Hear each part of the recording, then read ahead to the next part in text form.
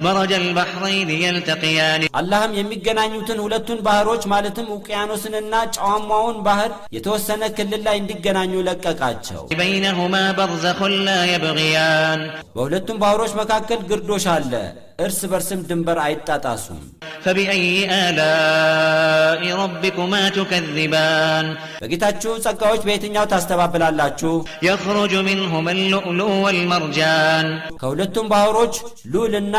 የዛጎል ክምችት መርጃ ይወጣል فبأي آلاء ربكما تكذبان በጌታችሁም ጸጋዎች በየትኛው ታስተባብላላችሁ وله الجوار المنشآت في البحر كالأعلام አላህ ያገራቸውና የሚቆጣጣራቸው እንደ ተራራ የገዘፉ በባህር ላይ ተንሳፈው የሚበሩ ስሪቶችን ወይም መርከቦችን አሉት فبأي آلاء ربكما تكذبان በጌታችሁም ጸጋዎች በየትኛው ታስተባብላላችሁ كل من عليها فان በምድር ላይ ያሉት ፍጥረታት በተቀላላ ጠፊ ነው ويبقى وجه ربك ذو الجلال والإكرام